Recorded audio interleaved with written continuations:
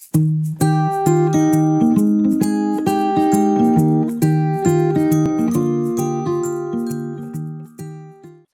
this is Lydia, the lifestyle coach, and I'm coming to you with another little installment from my old blog that I used to keep called Skinny Liddy, which was all about really my slow descent into an eating disorder and then how I kind of came out about it and the things that I tried that didn't work, but I was trying so hard. So I thought it would be interesting for you guys to just share a little bit about my feelings and experience at the time when I was still just such in a thick of the eating disorder, but not really knowing what to do and trying things. So the first thing that I did was that I really treated it like an addiction.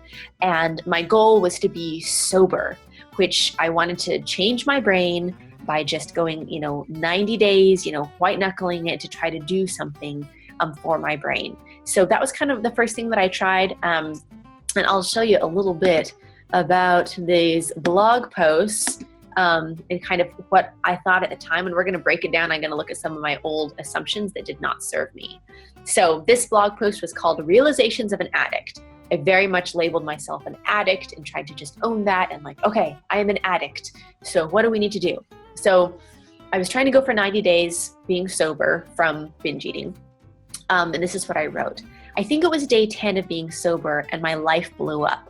I had major devastating things happen in multiple areas of my life all at once. When it rains, it pours. I was sobbing, alone in my house, sitting in my little girl's room, sobbing. And nothing sounded better than just letting go, going to the kitchen and eating. I knew by now that it was a coping mechanism. So look at this language from my former self. So there was this assumption I'm binging because I'm coping. The thing that I pointed to was I'm coping with the stress, right?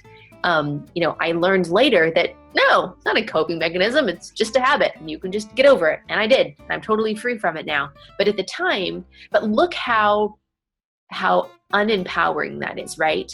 That there's this stress and I have to cope somehow. And this is how I cope.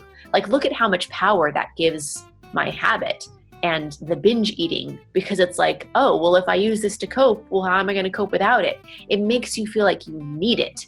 So that was the assumption that I was going on at the time where I kept binging. But why shouldn't I cope? With what was happening, this is back to the blog post, it seemed cruel to deny myself a way to feel better. And there was literally nothing else I wanted more. So do you see, because of this assumption, it was it's cruel to deny myself the coping mechanism. It's a very different, if you see the Meet the Brains playlist and the other videos where I teach you how to just overcome, with the habit-based approach of eating disorders. You're not denying yourself of any coping mechanism. You're literally just changing a habit. All right, so back to the post. And then it happened. I asked myself, is that really how I want to feel? And for the first time, how I wanted to feel won out over how I did feel. This was a big thing for me at the time. But that didn't help me to know what to do. Do you see this? It's I'm trying so hard. How could I have tried harder, you guys? I really wanted to be over this, but I didn't know what to do. And I say right here, but that didn't help me to know what to do. Okay, I have this coping mechanism and I'm trying to cope with all this stress. Okay, but I knew I could do something. And I had to hope I could just make it to the end of the day. Every day for me was just dread waking up, not knowing if I would binge, and then hoping I would make it to the end of the day. So I locked myself in the room and started jumping. Yeah, jumping. Up and down in place in my little girl's bedroom. I texted my friend, I chewed some gum, I passed the time, and I made it. Big win for my new brain. I was so happy I got through it. But can you imagine, you guys, me living every day of the rest of my life, doing anything I could to fight against binging? Is that sustainable, to lock yourself in a room and jump up and down to try to make it to the end of the day? This was the bleak future that I was looking at the time. So just to kind of give you an idea. And then I had some realizations that I listed here. So a list of things I'm realizing along the way. When I have the thought of not ever binging again, I get really scared. Binging doesn't make me happy, but the thought of never doing it seems unbearable. But then I think, I'm not going to think about it now. I'm going to think about that again when I hit my 90-day mark. I will think of these things when my brain is different. I was hoping so much for that. Like if I can just keep holding out, right? Right now, it's just my job to be sober. I had a huge urge to go and eat, and my automatic thought of worry, excuse, justification was replaced by, what am I avoiding? Much more helpful. When I feel like binging, that is a bad time to binge. That seems obvious, but I realize that having some blank when it would be really hard to stop is much worse than having the same thing when I don't feel triggered. Notice the language that I'm using, right? Triggered, all these sorts of kind of not very empowering things. So, okay, it's not about the food, it's about what's happening to my brain. I think about food a huge portion of the day. In fact, sometimes I realize things like, I don't feel like eating, or I'm not thinking about food right now.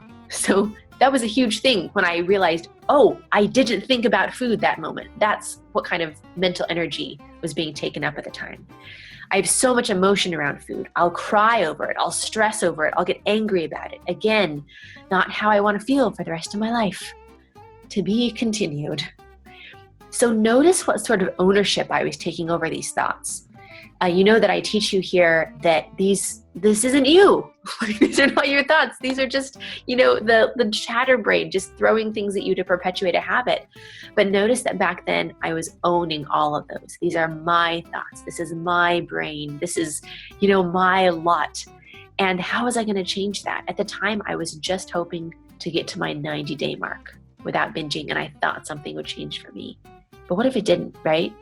Like, what if I went 90 days being sober and then I binged again? Do I just start over? Do I just live my whole life in 90-day obsessive increments? I'm so, so grateful that I found a way to be completely free from an eating disorder and food crazies. Hey, I haven't thought about food this whole time talking to you. It's just not a big deal anymore. And it's such a beautiful thing. So if you would like help with the same thing and to just be over your food crazies, you can subscribe to this channel. You can go to lydialifestyle.com and get a free ebook and a free Facebook group, support group called Beat the Binge. You could do all three of those things. You could do more things. You could send me a message on my website. You could follow me on Instagram or Facebook. Like, there are so many things that you could do. There's so much help for you. So anyway, thanks for being here. Lydia, the lifestyle coach, signing off. Mwah.